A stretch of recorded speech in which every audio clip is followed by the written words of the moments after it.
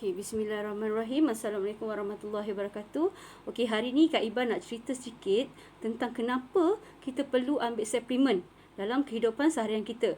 Okey, tajuk ni bukan isu yang biasa-biasa Ini sangat luar biasa. Kenapa Kak Iba cakap luar biasa? Sebab ini berkaitan dengan kesan jangka panjang terhadap kesihatan manusia. Okey, ramai yang fikir diri dia tu sihat, okey? Diri tu dia sihat, cergas, okey, kita boleh buat apa-apa saja kerja dan boleh juga bersukan. Kita tengok tu, kita rasa diri kita tu okey. Jadi tak perlulah nak ambil suplemen, betul tak? Okey, tapi apakah kita sedar bahawa umur kita sekarang ni semakin hari semakin tua tau. Okey, bila meningkat umur, semua organ dalam badan kita ni akan menjadi tua. Okey, cuba kita fikir, okey, selama ni dan sampai ke hari ni, macam mana pemakanan yang kita ambil? Apa yang kita makan? Okey. Contoh macam sekarang ni, kita makan ayam, makan ikan, makan sayur. Okey, bagus. Tapi seperti mana yang kita tahu, okey, ayam sekarang ni dia diinjek dengan hormon untuk mempercepatkan proses pembesaran ayam tu. So, bila ayam tu diinjek dengan hormon, automatik hormon tu dah ada dalam tubuh badan ayam tu, kita makan. Dan toksin yang ada dalam tubuh badan ayam tu masuk ke dalam, berpindah pada dalam badan kita. Okey? Okey. Dan hari ni, sedar tak sedar, toksin tu semua akan masuk ke dalam badan kita, membentuk bermacam-macam rupa dalam badan kita ni. Contoh macam lebihan lemak dalam tubuh badan kita, okey, yang menyebabkan kita mudah gemuk, okey. Itu termasuk lagi pengawet-pengawet yang lain, okey. Okey, contohnya macam satu lagi selain daripada pemakanan, okey, gaya hidup kita juga. Okey, kalau kita selalu sangat stres pun boleh menyebabkan kita toksin akan masuk ke dalam tubuh badan kita. Okey, okey. Bila kita lalu banyak toksin yang ada dalam tubuh badan kita, sampai satu masa, okey, kita akan rasa sakit tu. Okey, kadang-kadang dia tak ada bagi kita isyarat pun. Okey. Okey, Kak Iba bukan nak takut-takutkan, tapi ini adalah hakikat yang kita perlu terima.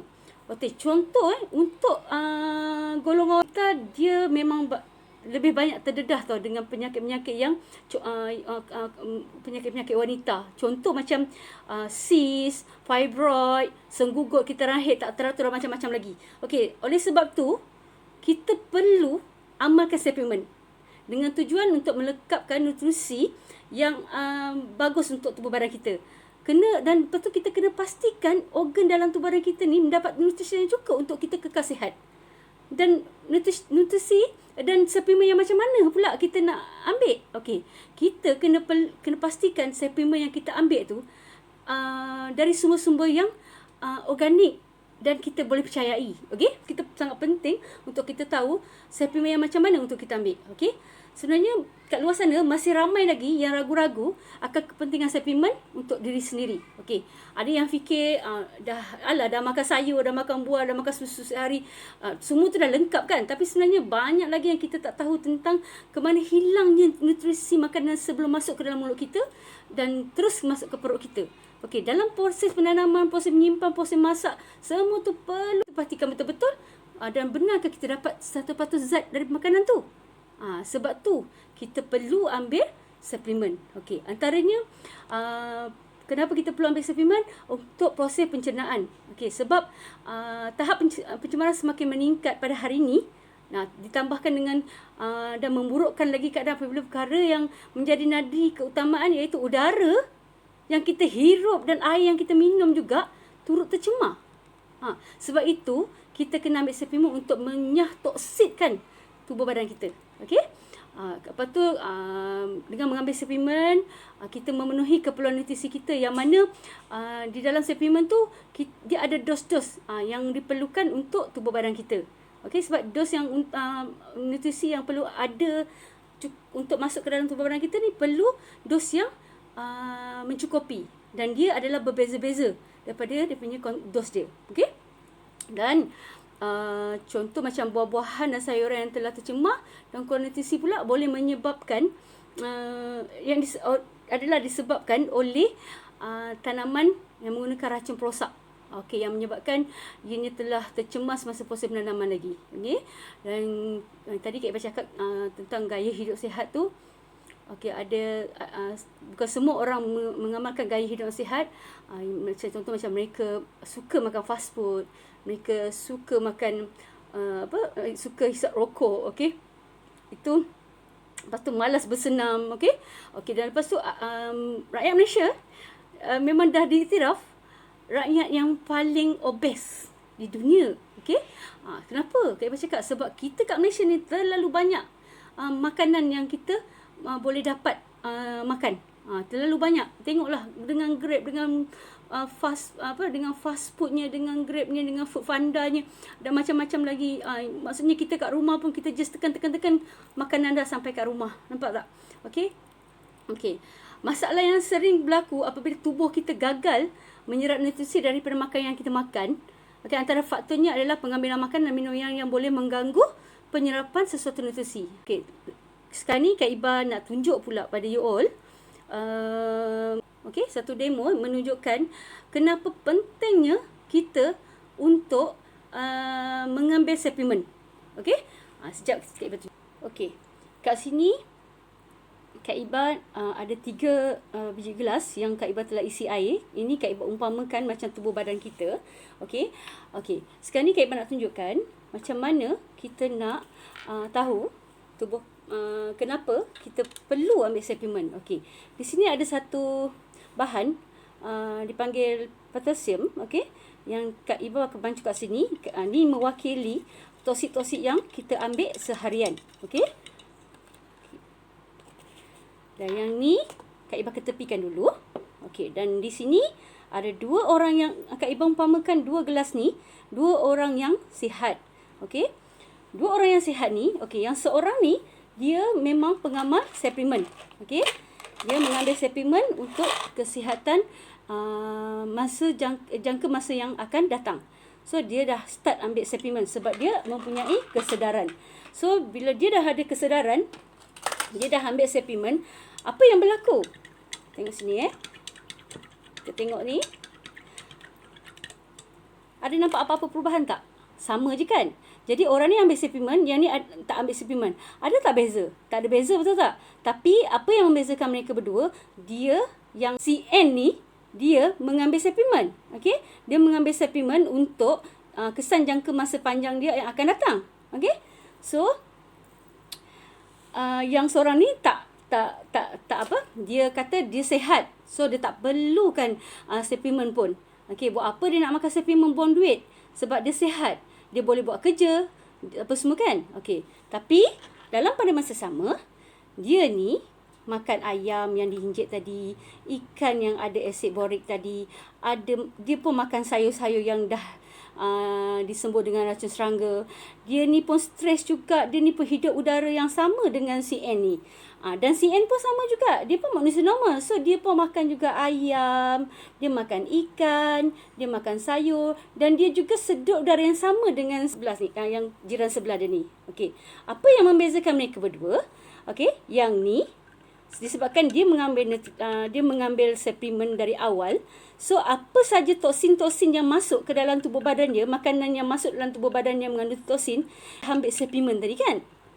So dia membantu CN ni menyah-toksinkan toksin-toksin yang masuk ke dalam tubuh badan dia. Nampak tak? Okey?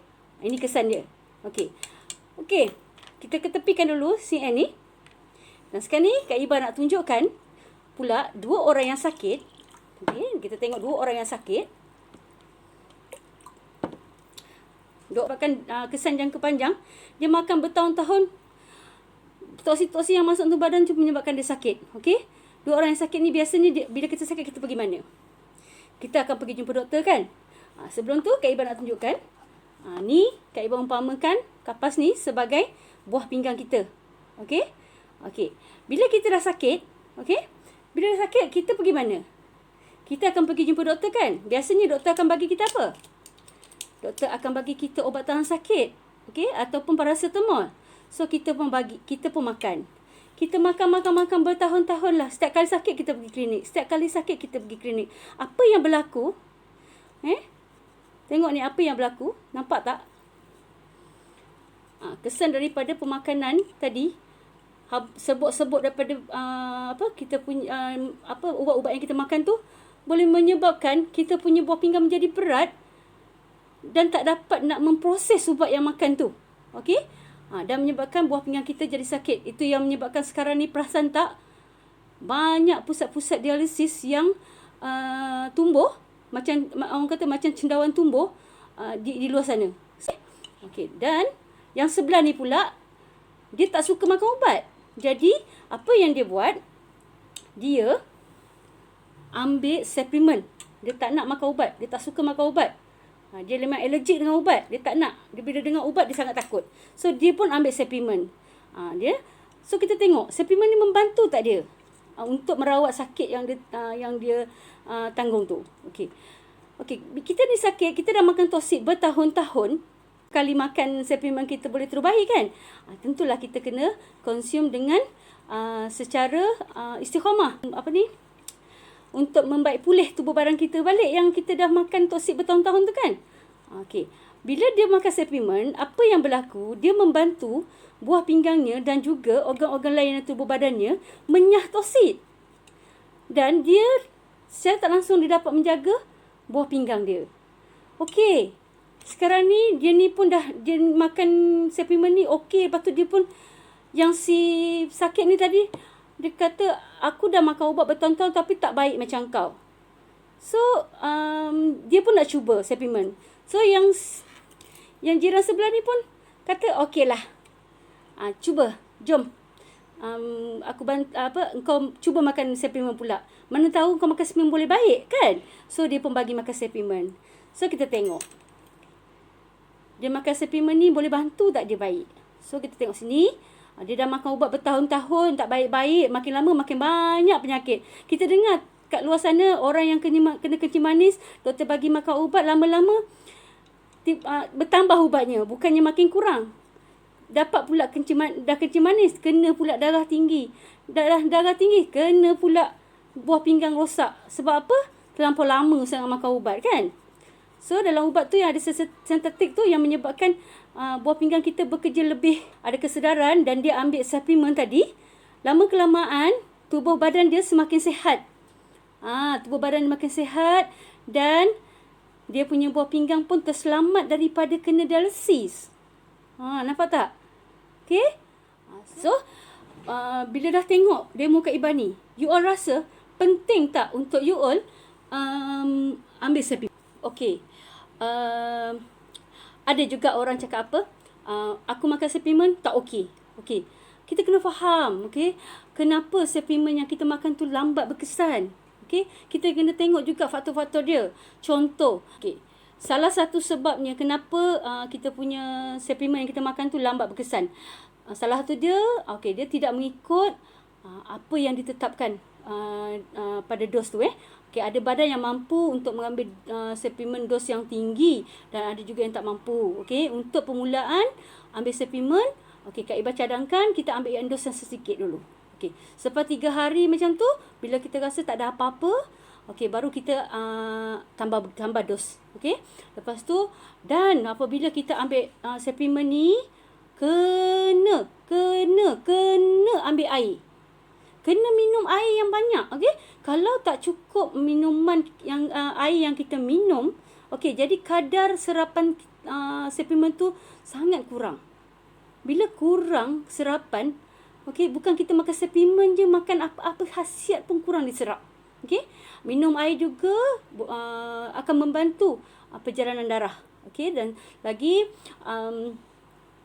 ambil minuman yang berkafein ataupun bergas pun menyebab salah satu sebab kita punya suplemen ni lambat berkesan. Okey, partikel yang dalam minuman ni akan menghapuskan khasiat suplemen tadi. Okey, nak cantik, nak sihat, cuba kurangkan kafein ataupun jarakkan 5-6 jam bagi mereka yang memang tak boleh tinggalkan kopi ataupun minuman bergas ni boleh minum, tapi kalau boleh Kak Iban biarlah, tak payah minum. Elakkanlah, okey? Untuk kesihatan kita juga, okey? Bukan untuk orang. Okey, sekarang satu lagi untuk detox pula. Okey, untuk detox ni pada bulan pertama, suplemen akan detox badan kita. Kerana dalam badan kita banyak toksit. Okey. Suplemen akan singkir dulu untuk serapkan khasiat. Itu yang perasan tak kalau kita makan tiba-tiba kita kecil berit. Kadang-kadang kita makan kita jadi pening. Kadang-kadang kita makan kita jadi berpeluh banyak sangat. Tu sebenarnya proses healing. Dia proses kita detox tubuh badan kita, okey, daripada toksik yang dah bertahun-tahun masuk dalam tubuh badan kita. Okey.